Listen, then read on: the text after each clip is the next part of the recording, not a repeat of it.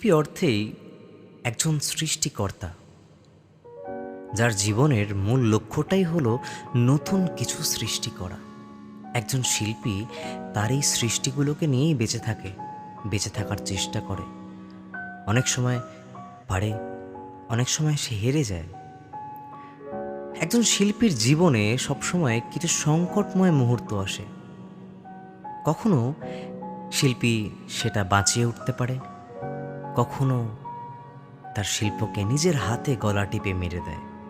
কিন্তু এটা একজন শিল্পীর বৈশিষ্ট্য হতেই পারে না।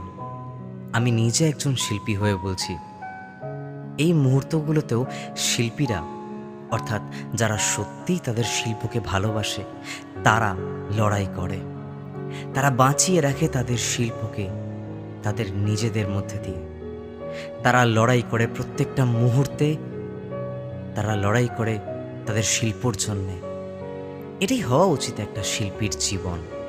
অর্থাৎ সেই প্রত্যেকটা মুহূর্ত যখন যখন শিল্পীর জীবনে সংকট এসছে, শিল্পীর শিল্পে সংকট এসছে, তারা সেখান থেকে নিজেদেরকে বাঁচিয়ে তুলেছে, নিজেদের শিল্পকে বাঁচিয়ে তুলেছে।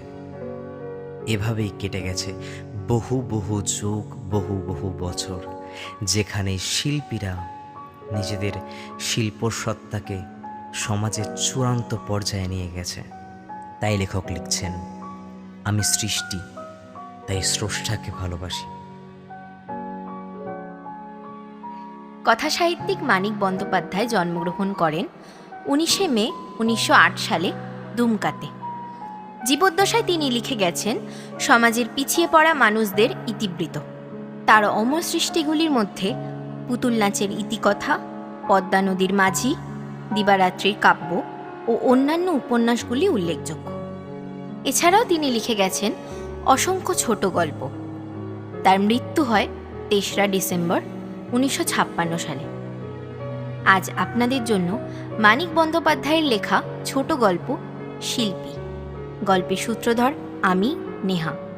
গল্প পাঠে অনির্বাণ এবং অন্যান্য চরিত্রে সুমন, অরিজিৎ, রেজ, ঋষিকেশ, শ্রীলেখা, পিয়ালি, শুভম ও নেহা।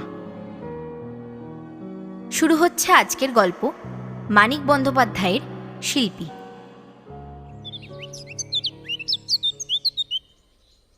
সকালে দাওয়ায় বসে মদন সারা গায়ে শীতের রোদে সেঁক খাচ্ছিল। হঠাৎ তার পায়ে খিঁচ ধরল ভীষণভাবে। একেবারে 7-7টা দিন তাঁত না চালিয়ে হাতে, পায়ে, কোমরে, পিঠে কেমন আড়ষ্ট মতন বেতো ব্যথা ধরেছিল তার। তাতে আবার গাঁটে গাঁটে ঝিলিক মারা কামড়ানি। সুতো মেলে না, তাই তাঁতও চলে না। বিনা রোগে ব্যারাম ধরার মতন হদ্দ করে ফেলে ঘন্টার পর ঘন্টা একটানা ধরা বাঁধা নরঞ্জরণ তাঁত চালানোর কাজে। তার অভাবে শরীরটা মিয়ে ঝিমিয়ে বেথিয়ে ওঠে দুদিনে। ঘুম আসে না, মনটা টনটন করে। এক ধরনের উদাস করা কষ্টে সব যেন ফুরিয়ে গেছে। যাত্রা শুনতে গিয়ে নিমাই সন্ন্যাসী হয়ে বেরিয়ে যাওয়ার সময় যেমন লাগে, তেমনি ধারা কষ্ট, বরং তার চেয়ে বেশি জোরালো আর অফুরন্ত। শরীর মনের ওসব উদ্বেগ সয়ে চুপচাপ শুয়ে থাকে মদন।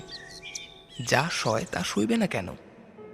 সকালে উঠেই মা গেছে বউকে সঙ্গে নিয়ে বাবুদের বাড়ি। বাড়ির মেয়েদের ধরবে। বাবুর ছোট মেয়ের বিয়ে উপলক্ষে মদন তাঁতের নাম করা বিশেষ রকম ভালো কাপড় বুনে দেওয়ার ফরমাস যদি আদায় করতে পারে, বাবুর বাড়ির বায়না পেলে সুতো অনায়াসে জোগাড় হয়ে যাবে বাবুদের কল্যাণী। বাড়িতে ছিল শুধু মদনের মাসি। তার আবার একটা হাত নুলো, শরীরটা পাকাটির মতন রোগা। মদনের হাউমাউ চিৎকার শুনে সে ছুটে এসে মদনের 2 বছরের ছেলেটাকে কোলে নিয়ে নিল। সঙ্গে আসে মাসির 4 বছরের মেয়ে। মাসির কি ক্ষমতা আছে এক হাতে টেনে খিঁচ ধরা পা ঠিক করে দেয় মদনের? মাসিও চেঁচায়। মদনের চিৎকারে ভয় পেয়ে ছেলে মেয়ে দুটো আগেই গলা ফাটিয়ে কান্না জুড়েছিল। তখন রাস্তা থেকে ভুবন ঘোষাল এসে ব্যাপারটা বুঝেই গোড়ালির কাছে মদনের পা ধরে কয়েকটা হ্যাঁচকা টান দেয় আর উড়ুতে জোরে জোরে থাবড়া মারে। যন্ত্রণাটা সামালের মধ্যে আসে মদনের। মুচড়ে মুচড়ে ভেঙে পড়ার বদলে বসে আনে পাটা।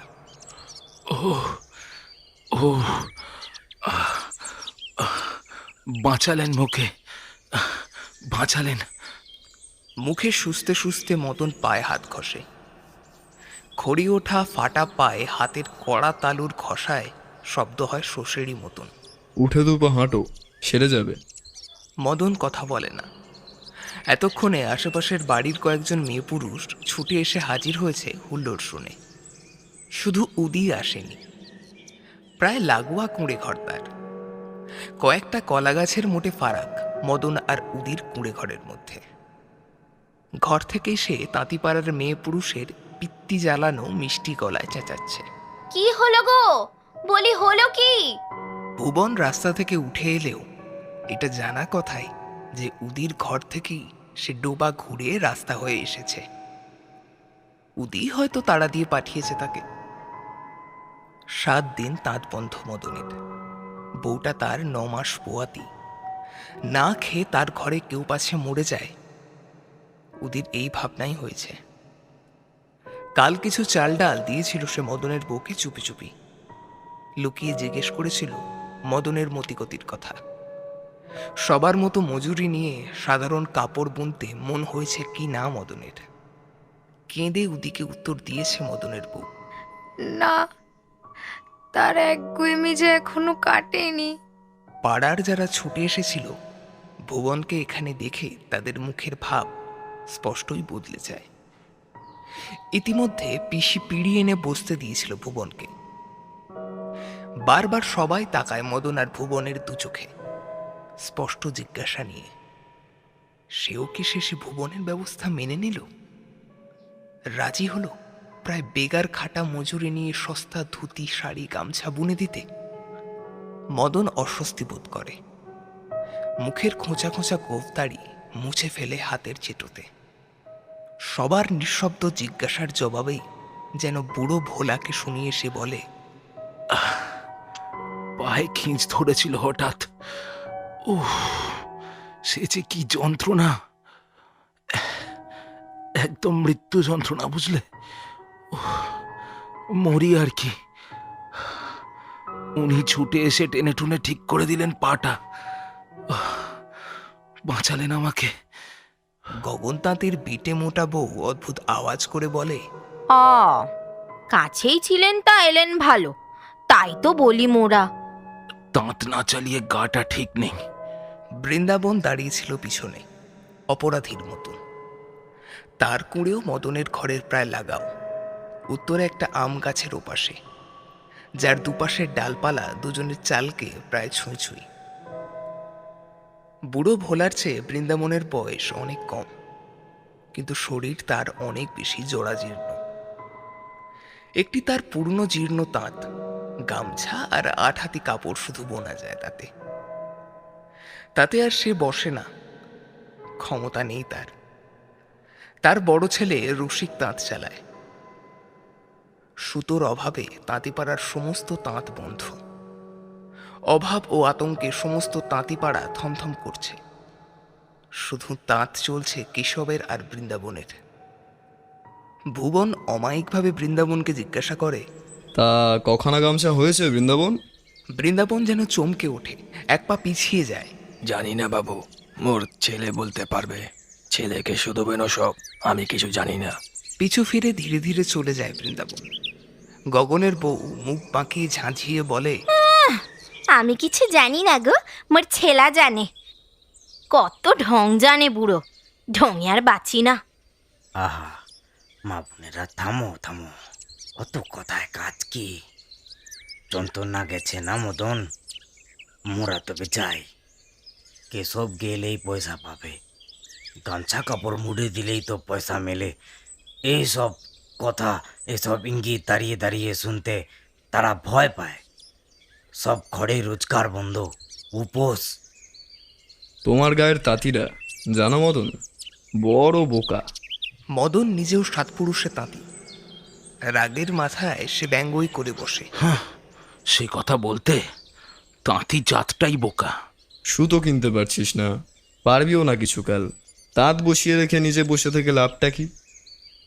মিহিরবাবু সুতো দিচ্ছে, সেটা বুনে দে, যা পাবি সেটাই লাভ। তা নয়, সুতো না কিনতে দিলে নাকি কাপড়ই বুনবে না। এই কেমন কথা, হ্যাঁ?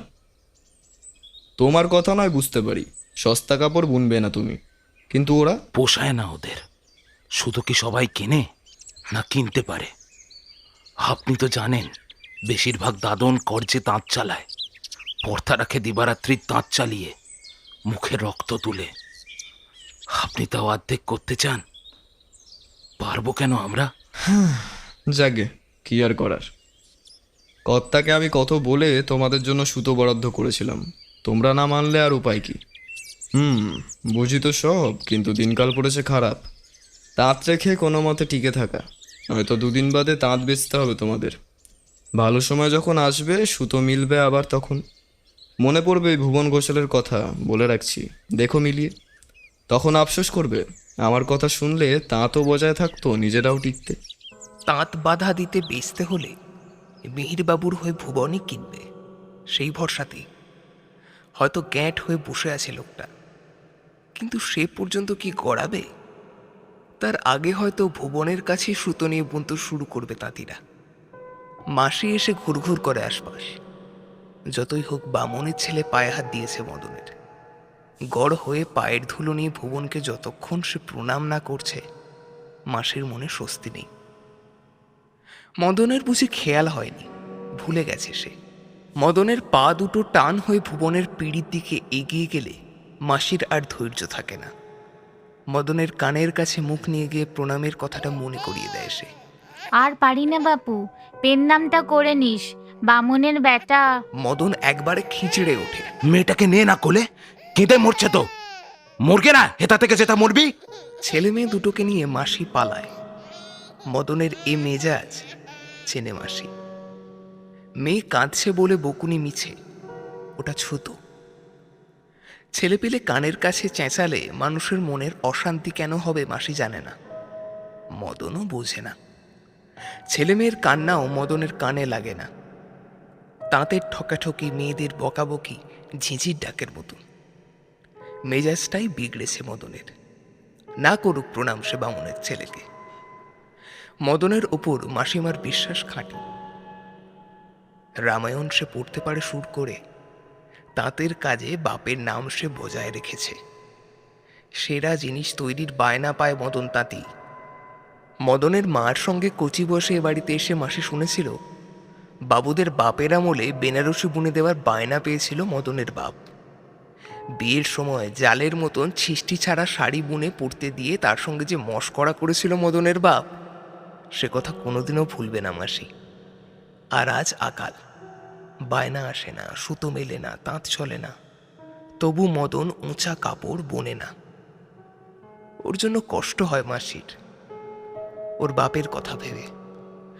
মা বউ যেন কেমন ব্যবহার করে ওর সঙ্গে। মদনের বাপ যদি বেঁচে থাকতো, মাসি ভাবে, বেঁচে থাকলে 4.5 বেশি বয়স হতো তার। মাসি তা ভালো বোঝে না।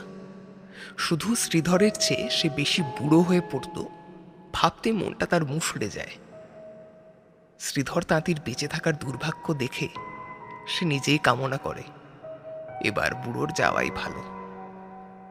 না থাক মদনের বাপ, মদন তো আছে। মদনের মা বউ ফিরে আসে গুটি গুটি পায়ে। পেটের ভারে মদনের বউ থপথপ পা ফেলে হাঁটে। হাত পা তার ফুলেছে কদিন থেকে। পরনের জীর্ণ পুরনো শাড়িখানা মদন নিজে বুনে দিয়েছিল তার বিয়ের সময়। এখনো পাড়ার বৈচিত্র্যে মিহি বুননের কোমল খাপি, উজ্জ্বলতা সব মিলে এমন সুন্দর আছে কাপড়খানা যে অতি বিশ্রীভাবে পরলেও রুক্ষ জট বাঁধা চুল, চোকলা ওঠা ফাঁটা চামড়া এসব চিহ্ন না থাকলে বাবুদের বাড়ির মেয়ে মনে করা যেত তাকে। মদনের মা বিড়বিড় করে বকতে বকতে আসছিল, লাঠি ধরে কুঁজো হয়ে। ভুবনের সামনে এসে কিছু না বললেই মদন খুশি হতো, কিন্তু বুড়ির সে কি কাণ্ড জ্ঞান আছে।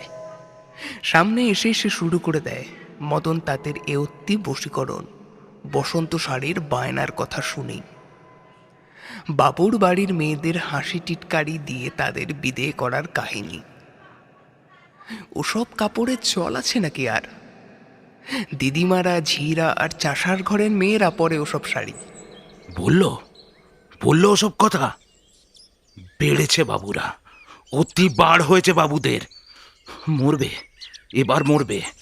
দাওয়ায় উঠতেই টলে পড়বার উপক্রম করে মদনের বউ।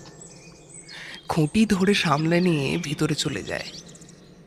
ভেতরে গিয়ে তার উগ্র মন্তব্য আসে। এক পয়সার মুরদ নেই, আবার গব্ব কত। ভুবন তাকে সান্ত্বনা দিয়ে বলে, মেয়েরাও সব কথা বলে, সব কথায় কান দিলে চলে না। হ্যাঁ, তবে বলে, বাবুদের বাড়ির মেয়েরা বলে, তার মা বউ বলে, উদিও বলে, কিন্তু সব মেয়েরা বলে না। এই তাঁতিপাড়ার অনেক মেয়েই বলে না। মদন তাঁতিকে সামনে খাড়া করে রেখে তারা বরং ঝগড়া করে ঘরের পুরুষদের সঙ্গে। মদনও তাঁত বোনে, তারাও তাঁত বোনে। পায়ের ধুলোর যোগ্যি নয় তারা মদনের। এক আঙুল গোফদারির মধ্যে ভাঙা দাঁতের হাসি জাগে মদন শোনায় ভুবনকে। একটা এঁড়ে তাঁতির তেজ আর নিষ্ঠায় একটু খটকাই যেন লাগে ভুবনের। একটু রাগ, একটু হিংসার জ্বালাও যেন হয়। সম্প্রতি মিহিরবাবুর তাঁতের কারবারে জড়িয়ে পড়ার পর সে শুনেছিল এ অঞ্চলের তাঁতি মহলে একটা কথা চলিত আছে, মদন যখন গামছা বুনবে। গোড়ায় কথাটার মানে ভালো বোঝেনি সে, পরে টের পেয়েছিল সূর্য যখন পশ্চিমে উঠবে এর বদলে ওই কথাটা এদিকের তাঁতিরা ব্যবহার করে। সে জানে মদন যদি তার কাছ থেকে সুতো নিয়ে কাপড় বুনে দিতে রাজি হয় আজ, কাল তাঁতিপাড়ার বেশিরভাগ লোক ছুটে আসবে তার কাছে সুতোর জন্য। বড় খামখেয়ালি একগুঁয়ে লোকটা, এই রাগে, এই হাসে, হা হুতাশ করে, এই লম্বা চওড়া কথা কয় যেন রাজা মহারাজা। উঠবার সময় ভুবনের মনে হয় ঘর থেকে যেন একটা গোঙানির আওয়াজ কানে এলো। তারপরেই মাসির গলা, মদন, ও মদন, দেখ বাপ তোর বউ কেমন করছে। ভুবন গিয়ে উদিকে পাঠিয়ে দেয় খবর নিতে। বেলা হয়েছে, তার বেরিয়ে পড়া দরকার, কাজ অনেক। কিন্তু মদনের খবরটা না জেনে সে যেতে পারে না। তেমন একটা বিপদ ঘাড়ে চাপলে মদন হয়তো ভাঙতে পারে। উদির জন্য অপেক্ষা করতে করতে সে বিরক্ত হয়ে ওঠে। ও ছুরির বড় বাড়াবাড়ি আছে সব বিষয়ে। খবর আনতে গিয়ে হয়তো দেখা গেল সেবা করতেই লেগে গেছে মদনের বউয়ের। কি হয়েছে মদনের বউয়ের? কি হতে পারে? গুরুতর কিছু যদি হয়? উদি ফেরে অনেকক্ষণ পরে। অনেকটা পথ হেঁটে মদনের বউয়ের শরীরটা কেমন কেমন করছিল। একবার মূর্ছা গেছে, মনে হয়েছিল বুঝি ওই পর্যন্তই থাকবে, কিন্তু পরে মনে হচ্ছে প্রসব ব্যথাটাও উঠবে। প্রসব হতে গেলে এবার মরবে মাগি। একবেলা এক মুঠো ভাত পায় তো 3 বেলা উপোস। এমনি চলছে সেই 2 মাস ধরে। গাল দিয়ে এলাম তাঁতিকে, মরণ হয় না। উনুনে কাঠ গুছিয়ে নামানো হাঁড়িটা চাপিয়ে দেয় উদি। তার বেঁটে আঁটো দেহটা পর্যন্ত দুর্জয়ের আগের পরিচয় দেয়। বসাতে গিয়ে মাটির হাঁড়িটা যে ভাঙে না তাই আশ্চর্য। ভুবন উদিকে তার না যাওয়ার কারণ জিজ্ঞেস করলে সে বলে, যাব, হালিশে লাগছে। ভাত খাবে? আমার রাধা ভাত। তোর কথাগুলো বড্ড বিচ্ছিরি। মদন দাওয়া এসে বসেছে। উঁকি মেরে দেখে ডোবা রাস্তা ঘুরে ভুবন আবার যায়। সকালের পিঁড়িটা সেইখানেই পড়েছিল। তাতে জাঁকিয়ে বসে ভুবন জিজ্ঞেস করে তার বউ কেমন আছে। ব্যথা উঠেছে কম, রক্ত ভেঙেছে বেশি। ব্যথা এখন তেমন একটা নয়, এই দুগ্গা বুড়িকে আনতে গেছে। মদনের শান্ত নিশ্চিন্ত ভাব দেখে ভুবন রীতিমতো ভড়কে যায়। একটা বিড়ি ধরিয়ে ভেবে মদনকেও একটা বিড়ি দেয়। মদন হঠাৎ বলে, ভালো কিছু বোনান না, একটু দামি কিছু। সুতো নেই বুঝি? শুনেই মনটা খুশি হয়ে ওঠে ভুবনের। সামান্য কিছু সুতো আছে, কিন্তু বেনারসি ছাড়া মদনকে কিছু বুনবে? বেনারসি না বোনা যেন তারই অপরাধ, তারই অধঃপতন, এমনই আফসোসের সঙ্গে বলে মদন। বেনারসি জীবনেই বুনিনি। 1 ঘন্টার মধ্যে সুতো এসে পড়ে। ভুবন লোক দিয়ে সুতো পৌঁছে দেয় মদনের ঘরে। সুতো দেখে কান্না আসে মদনের। এই সুতো দিয়ে তাকে ভালো কাপড়, দামি কাপড় বুনে দিতে হবে। এর চেয়ে কেশবের মতন গামছাই নয় সে বুনতো। লোকে বলতো মদন তাঁতি গামছা বুনেছে দায়ে পড়ে, কিন্তু জাতা উঁচা কাপড় বোনেনি। সকালে পায়ে যেমন খিঁচ ধরেছিল, তেমনিভাবে কি যেন টেনে ধরে তার বুকের মধ্যে। তাকে গোঁজা দাদনের টাকা দুটো যেন ছ্যাঁকা দিতে থাকে তার চামড়ায়। কিন্তু এদিকে হাত না চালিয়ে চালিয়ে সর্বাঙ্গে আড়ষ্ট মতন ব্যথা। পেটে খিদেটা মরে মরে জাগছে বারবার। বউটা গোঙাচ্ছে একটানা। কি করবে মদন তাঁতি? সেদিন রাত্রি যখন গভীর হয়েছে, শীতের চাঁদের ম্লান আলোয় গা ঘুমিয়ে পড়েছে। চারিদিক স্তব্ধ নিঝুম হয়ে আছে। মাঝে মাঝে কাছেও দূরে কুকুর শিয়ালের ডাক ছাড়া আর কিছু নেই। মদন তাঁতির দাঁত ঘরে শুরু হলো ঠকাঠক ঠকাঠক। খুব জোরে তাঁত চালিয়েছে মদন। শব্দ উঠেছে জোরে। উদির ঘর তো বটেই, বৃন্দাবনের ঘর পর্যন্ত শব্দ পৌঁছতে থাকে তার তাঁত চালানোর। ভুবন আশ্চর্য হয়ে বলে, এর মধ্যে দাঁত চাপালো? একা মানুষ কখন ঠিক করলো সব? উদিও অবাক হয়ে গিয়েছিল।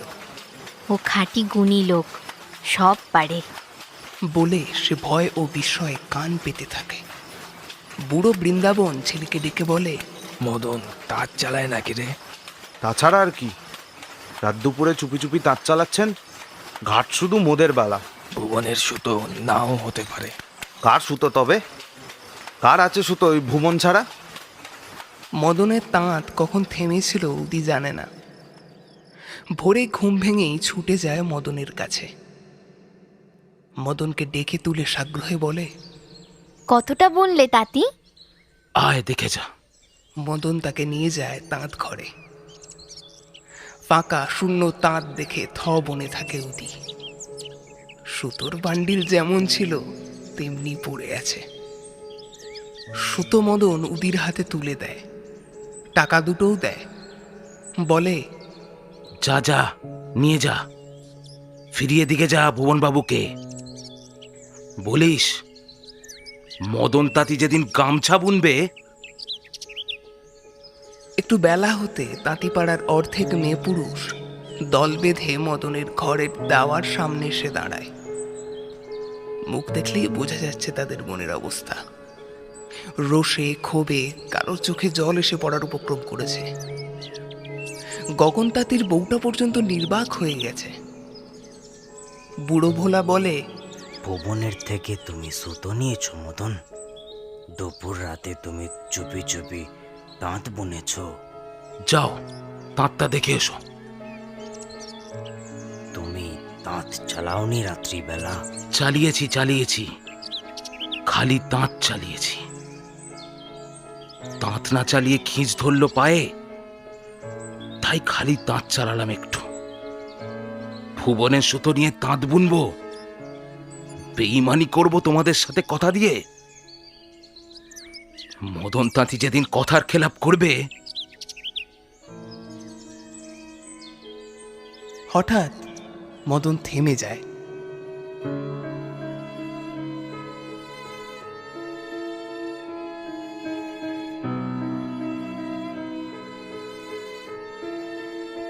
সত্যি, অনেক ক্ষেত্রেই আমাদের সমাজ প্রকৃত শিল্পীর মর্যাদা দিতে পারে না।